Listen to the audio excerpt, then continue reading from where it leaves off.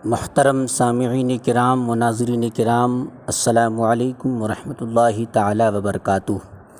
دارالعلوم گلشن برکات کے تمام معاونین، ذمہ داران، اساتذہ کرام، طلباء کرام کی جانب سے تمامی برادران کو آنے والی کل صبح کی عید الفطر کی مبارکباد۔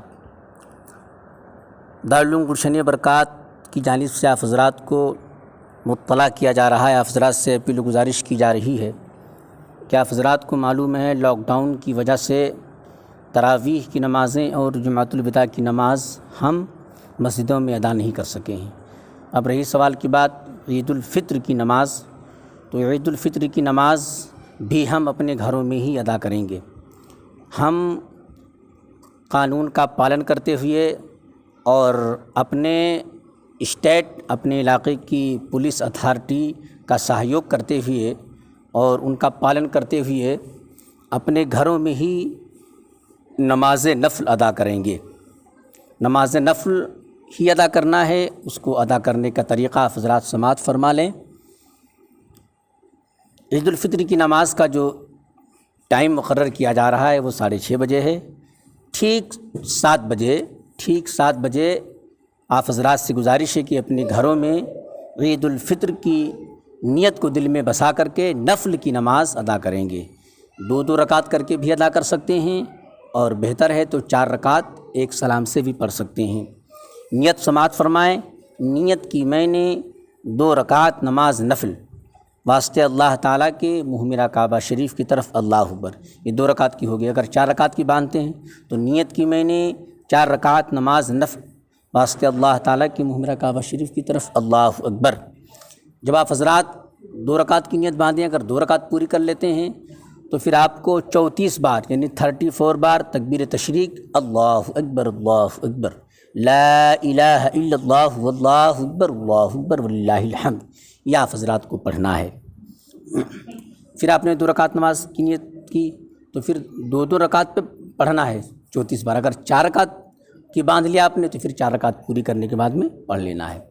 کسی کو اگر تکبیر تشریق نہیں آتی ہے تو 34 بار اللہ اکبر اللہ اکبر اللہ اکبر اللہ اکبر ہی کہہ لے گا تو بھی تکبیر تشریق ادا ہو جائے گی، لیکن کوشش کریں کہ تکبیر تشریق یاد رکھیں، اللہ کی بڑائی، اللہ کی بلندی کا ذکر ہے اس میں۔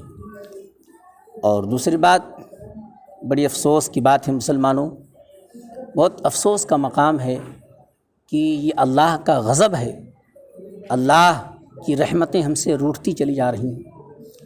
ہم توبہ استغفار کریں، ہم اپنے گناہوں کا محاسبہ کریں اور ہم صراط مستقیم کو اپنائیں۔ ہم جو غلط راستے اختیار کرتے چلے جا رہے ہیں، جو ہماری قوم کو نوجوان ہیں جو غلط روش اختیار کر رہے ہیں، آج یہ جو غضب الہی ہے، جو اللہ کا عذاب ہے، یہ جو کرونا وائرس کا نام ہم سبھی حضرات کی زبان پہ رواں اور دواں ہے، یہ کرونا وائرس نہیں، یہ گناہوں کا وائرس ہے، ہمارے گناہوں کا وائرس ہے جو ہمیں اور آپ کو حیران و پریشان کر کے رکھ دیا۔ یہی نہیں بلکہ ہماری جان کو بھی لینے پہ تلا ہوا ہے۔ ہمیں اور آپ کو جاگنا چاہیے اور اللہ اس کے رسول کے احکام پر عمل کرنا چاہیے، دینی مدارس کو مضبوط کرنا چاہیے، اللہ کی راہوں میں خرچ کرنا چاہیے، اور جو ہم ناجائز طریقے سے اپنے پیسے خرچ کرتے ہیں، اپنے وقت کو ناجائز طریقے سے خرچ کرتے ہیں، اور اسی بنیاد پر، اسی بنا پر اللہ رب العزت کی رحمتیں ہمارے اوپر نازل نہیں ہو رہی ہیں اور ہم طرح طرح کے مصیبتوں کے شکار ہوتے نظر آ رہے ہیں۔